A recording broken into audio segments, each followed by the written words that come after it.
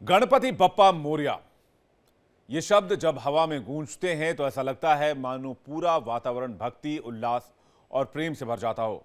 हर साल गणेश चतुर्थी पर जब हमारे विघ्नहर्ता पधारते हैं तो सिर्फ मूर्ति नहीं आती, जीवन में उम्मीद, आस्था और एक नया उत्साह भी साथ लाती है। गणेश चतुर्थी पर देखिए हमारी खास पेशकश पड़ताल।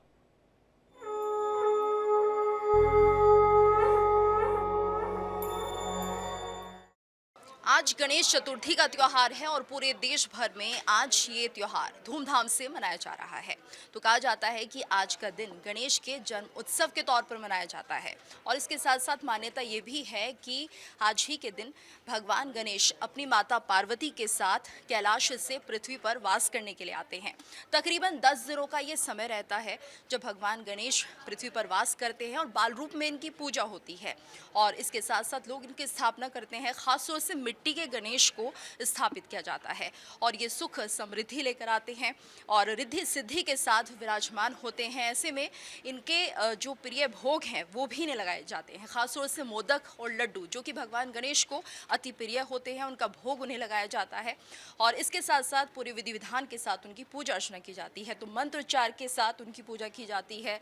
इसके साथ साथ तमाम तरह की स्तुतियाँ जो कि भगवान गणेश की पूजा में की जाती है, उससे भी जो भक्त हैं वो उनकी आराधना करते हैं।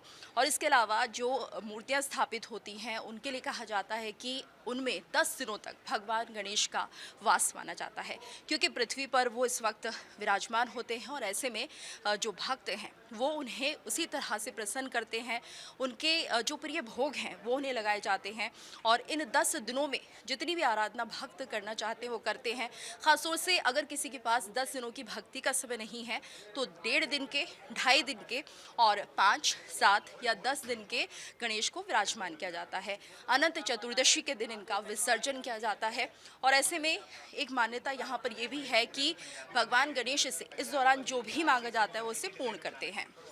तो देखिए, यूँ तो पूरे देश भर में गणेश चतुर्थी की धूम है, लेकिन खासतौर से महाराष्ट्र की अगर हम बात करते हैं तो यहाँ पर ये उत्सव पूरे धूमधाम के साथ मनाया जाता है और ऐसे में अगर लाल बागचा का जिक्र ना हो तो शायद ये अधूरा रहता है, क्योंकि कहा जाता है कि यहाँ पर जो ये पंडाल है अपने आप में विश्व प्रसिद्ध है। दूर दूर से जो भक्त हैं वो यहाँ के दर्शन करने के लिए आते हैं और पूरे विधि विधान के साथ लाल बागचा गणेश की पूजा करते हैं। और अगर हम बात करें 1934 की, तो देखिए 1934 में ये जो मंडल है स्थापित हुआ था और आज ये विश्व प्रसिद्ध हो गया है। लाखों श्रद्धालु यहाँ पर पहुँचते हैं, उनकी सभी मनोकामना पूर्ण होती है। बड़ा चढ़ावा यहाँ पर चढ़ाया जाता है और कहा यह भी जाता है जो भी बॉलीवुड के स्टार्स हैं वो भी यहाँ पर माथा टेकने ज़रूर आते हैं। इसके साथ साथ जो दान यहाँ से मिलता है या जो दान यहाँ पर चढ़ाया जाता है वो चैरिटी अस्पतालों में खर्च किया जाता है। इसके साथ ये भी कहा जाता है कि ऐसा कोई दिन नहीं है जब यहाँ पर भगवान गणेश की पूजा अर्चना विधि विधान के साथ नहीं होती, यानी कि 8 प्रहर पूजा का विधि विधान भी है और महाराष्ट्र के लाल बागचा के दर्शन करने से भक्तों की सभी मनोकामनाएं पूर्ण होती है। ऐसे में ये जो उत्सव है वो सभी लोगों को जोड़ता है, एकजुटता का संदेश देता है और सभी मिलकर इस पर्व को धूमधाम से मनाते हैं। गणेश चतुर्थी केवल एक त्योहार नहीं है, बल्कि एक तरह से आस्था, भक्ति, परंपरा का संगम है। ऐसे में कई सारी मान्यताएं हैं, कई सारी कथाएं हैं गणेश चतुर्थी को लेकर के, लेकिन सबसे ज़्यादा जो कथाएं लोग सुनते हैं या लोग कहते हैं या पंडित जी हमें बताते हैं वो है उनके जन्म से जुड़ी हुई कथा। जब माँ पार्वती स्नान करने जा रही थी तो उससे पहले उन्होंने जो चंदन है, साथ ही जो हल्दी है, उससे एक बालक का निर्माण किया और फिर उसके बाद जो है उसमें जान फूंक दिया और उसका नाम दिया बालक गणेश। बालक गणेश को ये जो है आदेश दिया गया था माँ पार्वती की तरफ से कि द्वार जो है वहाँ पर आप खड़े रहोगे, किसी को प्रवेश करने नहीं दोगे। तो ये आदेश जो है माँ पार्वती के पास से जो मिला था, उसके बाद माँ पार्वती जो है वो चली जाती है स्नान करने के लिए। उसी वक्त में भगवान शिव जो है वो पहुँचते हैं और बहुत आग्रह करते हैं बालक गणेश से कि मुझे अंदर जाने दो, लेकिन उसके बावजूद अब माँ का आदेश था तो उसका उल्लंघन किस तरह से बालक गणेश कर सकते थे। तो बालक गणेश ने जाने नहीं दिया, जिससे क्रोधित होकर के भगवान शिव ने धड़ से सिर को जो है अलग कर दिया, जिससे माँ पार्वती काफ़ी ज़्यादा क्रोधित हो गई और उन्होंने एक पूरे विश्व के सर्वनाश को लेकर के जो है आवाहन कर दिया। इसी से घबराए, इसी से डरे हुए जितने भगवान थे वो पहुंचे भगवान शिव के पास में और उन्होंने जाकर के आग्रह किया कि माँ पार्वती को आप मनाएं, बालक गणेश को एक बार फिर से जिंदा करें। और ऐसे में भगवान शिव ने उस वक्त में हाथी के सिर को जो है बालक गणेश के धड़ से जोड़ दिया और नाम दिया विघ्नहर्ता और प्रथम पूज्य के तौर पे। और उसी वक्त से जो है ये कथा जो है बहुत मान्यता रखती है। ऐसे में देखिए इस बात को कि हर घर जो है अब गणेशोत्सव मनाया जाता है। इतिहास के पन्नों में भी देखिए गणेश चतुर्थी को लेकर के एक खास महत्व है। छत्रपति अगर शिवाजी महाराज की हम बात करें तो इसे एक तौर से राजकीय स्तर पर उन्होंने मनाना जो है वो शुरू कर दिया था। बाद में स्वतंत्रता संग्राम के दौरान लोकमान्य बाल गंगाधर तिलक ने भी सार्वजनिक उत्सव के तौर पर इसे मनाया। और ये ना केवल एक तौर से धार्मिक आस्था बल्कि एक तरह से सामाजिक एकता को लेकर के भी जो है और देशभक्ति की भावना को भी यहाँ पर मजबूती प्रदान करती है। अब ऐसे में देखिए कि गणेशोत्सव केवल पूजा तक ही सीमित नहीं है बल्कि सामाजिक और सांस्कृतिक उत्सव के रूप में भी ये जो है काफ़ी ज़्यादा इसको मनाया जाता है। पंडालों में भी देखिए संगीत, नृत्य और नाटक के जरिए देखिए यहाँ पर एक लोक कला की जो झलक है वो देखने को मिलती है। मुंबई का लाल बाग जो है सबसे ज़्यादा प्रचलित है और ना केवल देश में बल्कि विदेश में भी, और लाखों भक्त दर्शन के लिए यहाँ पर पहुँचते हैं।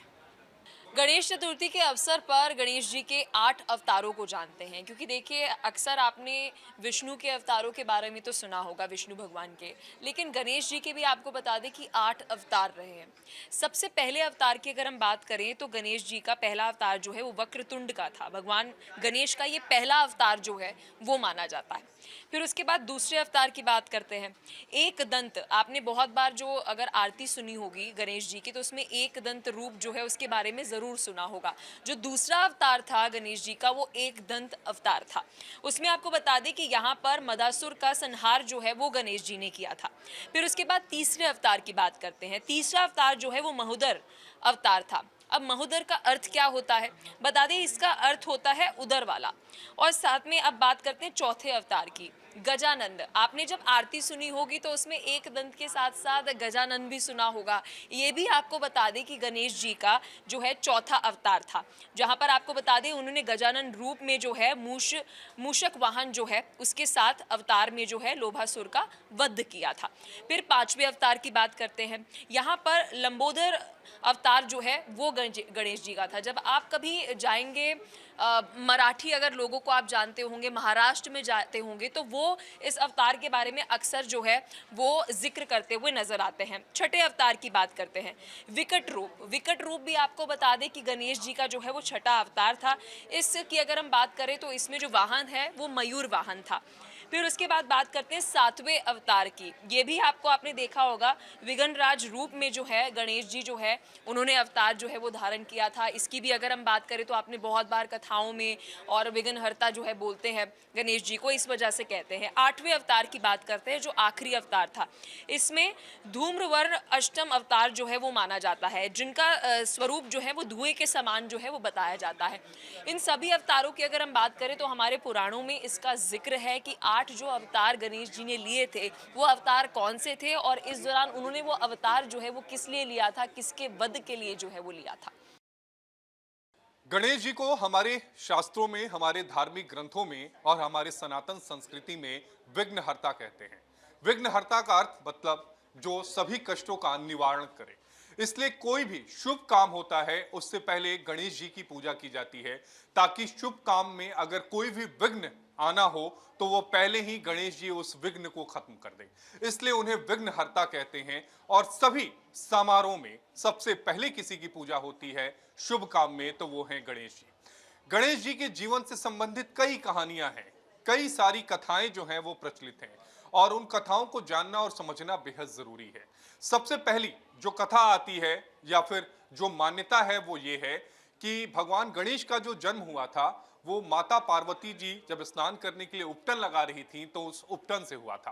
कहा यह जाता है कि जब पार्वती जी से भगवान शंकर मिलने जाते हैं तो भगवान शंकर का रास्ता गणेश जी रोक लेते हैं, क्योंकि द्वार पर रखने के लिए मां पार्वती ने उन्हें कहा था।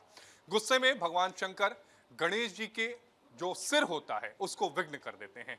बाद में फिर एक हाथी का जो सिर होता है वो गणेश जी के सिर के ऊपर लगाया जाता है और उसके बाद वो पुनर्जीवित हो जाते हैं। तभी वो सभी देवताओं में पूज्य उसके बाद हो जाते हैं। दूसरी कथा होती है मां पार्वती और शिव जी की परिक्रमा की। दरअसल एक बार सभी देवताओं में ये एक सोच होती है कि गणेश जी और कार्तिकेय जी में सबसे प्रिय जो है वो दोनों ही माँ का और पिता का, यानी माँ और पिता का प्रिय कौन है। लिहाजा एक दोनों के बीच में रेस होती है। रेस इस बात की होती है कि सर्वप्रथम पृथ्वी का चक्कर कौन लगाएगा। कार्तिकेय जी तुरंत निकल पड़ते हैं, लेकिन भगवान गणेश वहां पर पृथ्वी के तीनों चक्कर लगाने की बजाय माता पिता के तीनों चक्कर को लगाते हैं। परिक्रमा संपूर्ण हो जाती है और इससे उनकी बुद्धि का परिचय मिलता है। तीसरी, चंद्र को लेकर जो उन्होंने चंद्रमा का अभिमान जो था वो तोड़ा था। गणेश जी को हम सबको पता है कि इस समय मोदक बहुत ज्यादा मिलता है, लेकिन मोदक को लेकर एक कहानी भी है, कथा भी है कि गणेश जी को मोदक बड़ा प्रिय है। एक बार वो अधिक मोदक खाकर अपने मूषक यानी चूहे पर सवार थे, तभी चंद्रमा ने उनका मजाक उड़ाया। उन्होंने क्रोध में आकर चंद्रमा को श्राप दे डाला। बाद में चंद्रमा ने माफी मांगी, बाद में उन्होंने श्राप को हटाया था। चौथी कथा महाभारत लिखने को लेकर है। महर्षि व्यास ने गणेश जी से महाभारत लिखवाने का संकल्प कर लिया था। ऐसी कथाओं में और ऐसी प्रचलन में बातें हैं। शर्त यह थी कि व्यास जी बिना रुके बोलेंगे और गणेश जी बिना रुके ही लिखेंगे। गणेश जी ने भी शर्त समझी और उसके बाद वो लिखने लगे। उन्होंने कहा कि मैं तभी लिखूंगा जब अर्थ को समझूंगा, और उसके बाद उन्होंने इसको लिखना शुरू किया। इस प्रकार महाभारत की जो रचना हुई वो संपूर्ण हुई और इस कथा से ये शिक्षा मिलती है कि गणेश जी ज्ञान और बुद्धि दोनों के ही स्रोत हैं। पांचवी जो कथा है वो गजासुर से मुक्ति है। दरअसल एक असुर रहा करता था, उसका नाम गजासुर था। उसने देवताओं को आकंठित कर रखा था। महर्षि ऋषि मुनि जो थे उनको बहुत ज्यादा परेशान करके रखा था। गणेश जी ने बाल स्वरूप में उसका संहार किया और देवताओं को उससे मुक्त किया, उसके भय से मुक्त किया। तभी से उन्हें विघ्नहर्ता जो है वो कहा जाने लगा। ये वो 5 कथाएं हैं या फिर 5 कहानियां हैं या फिर 5 मान्यताएं हैं जो सनातन में भगवान गणेश को लेकर है। यानी हर परिस्थिति में भगवान कहीं भी हो, अगर आप उन्हें पुकारते हैं तो वो दुष्टों का संहार भी करते हैं, वो आपके दुखों का निवारण भी करते हैं। तभी भगवान गणेश को विघ्नहर्ता कहते हैं। अब आपको दिखाते हैं कि देश और दुनिया में किस तरीके से गणेश चतुर्थी के उत्सव पर किन लोगों ने किस तरीके से उसको मनाया, किस तरीके से पहले दिन बप्पा का स्वागत किया। तो अगर बात करें महाराष्ट्र की राजधानी मुंबई की, जहां गणेश उत्सव का सबसे बड़ा आकर्षण जो लाल बागचा राजा हैं, हर साल की तरह इस बार भी भक्तों का वहां पे उत्साह चरम पर दिख रहा है। आज सुबह की जो पहली आरती हुई वहाँ पे, उसमें भी हमने देखा भक्तों का, हमने पूरा एक झुंड देखा जो कि पहले नज़र के लिए ऐसे वो उत्सुक हो रहे थे बप्पा की। इस बार भी बप्पा का स्वरूप अत्यंत दिव्य और मनोमोहक नजर आ रहा है। हाथ में चक्र, सिर पर आकर्षक मुकुट और बैंगनी रंग की धोती ने इस साल की प्रतिमा को खास बना दिया है। जैसे ही भक्तों ने इस रूप के दर्शन किए, पूरा पंडाल गणपति बप्पा मोरया के जय जयकार में गूंज उठा। लाल बागचा राजा की प्रतिमा गणेश चतुर्थी के दौरान 11 दिनों तक भक्तों को दर्शन देती है। ये हर साल हम देखते हैं कि सोशल मीडिया पर विजुअल्स आते हैं, मुंबई से, महाराष्ट्र से, पूरी दुनिया से विजुअल आते हैं, लेकिन सबसे ज़्यादा जो एक चर्चा का विषय बनता है कि गणपति बप्पा को किस तरीके से उनका जो पूरा लुक है वो किस तरीके से आता है, क्योंकि हर साल जैसे ही वो पर्दा हटाया जाता है तो सबसे ज़्यादा चर्चा का विषय बनता है कि गणपति बप्पा किस तरीके से उनको दिखाया गया, किस तरीके से उनको सजाया गया, क्योंकि वो अपने आप में पूरे विश्व में, एक मुंबई महाराष्ट्र में जब भी गणेश चतुर्थी मनाई जाती है, बहुत बड़ा एक इशू होता है, बहुत बड़ा एक मौका, खुशी का मौका होता है। लाल बागचा राजा की प्रतिमा गणेश चतुर्थी के दौरान, जैसा हमने बोला कि 11 दिनों तक भक्तों को दर्शन देगी। इस वक्त मुंबई की सड़कों पर हर तरफ उत्सव का माहौल है। एक तरफ दिवाली होती है देश में, एक तरफ जब गणेश चतुर्थी का मौका आता है तो महाराष्ट्र, मुंबई में एक अलग उत्साह देखने को मिलती है। गणेश उत्सव के इस उमंग से नेता और सितारे भी पीछे नहीं रहे। वहीं मनसे प्रमुख राज ठाकरे ने परिवार संग पूजा अर्चना करी। और अगर बॉलीवुड की बात करें, क्योंकि हर साल अगर हम एक पॉलिटिकल बात करें तो बॉलीवुड भी कभी भी गणेश चतुर्थी मनाने में पीछे नहीं रहता। बॉलीवुड के कला जगत के भी सितारों ने गणपति स्थापना पर बप्पा का स्वागत किया। अगर हम बात करें गोविंदा और सुनीता आहूजा की, या फिर हम बात करें सोनू सूद की और कथावाचक जय किशोरी की, तो गणपति भक्ति में लीन नजर आए। ये सारे वो विजुअल्स हैं जो सोशल मीडिया पे बहुत ज़्यादा वायरल होते हैं और लोगों को देखने को मिलते हैं कि सोशल मीडिया पे जैसी गणेश चतुर्थी शुरू होती है तो लोगों का उत्साह, खासकर बॉलीवुड के सितारों के और पॉलिटिकल लीडर्स के थ्रू, वो सोशल मीडिया पे वायरल हो जाते हैं। इस तरह गणेश उत्सव न केवल महाराष्ट्र बल्कि पूरे देश को भक्ति और आनंद के रंगों से रंग देता है। गणपति बप्पा मोरया, मंगल मूर्ति मोरया, ये जो एक पूरा नारा है ये एंड तक चलता है, जब तक 11 दिन तक मुंबई, महाराष्ट्र, विश्व, इंडिया में हर जगह मनाया जाता है। गणेश चतुर्थी अपने आप में एक बहुत बड़ा उत्सव है, इसको बहुत ही उल्लास से और खुशी से मनाया जाता है।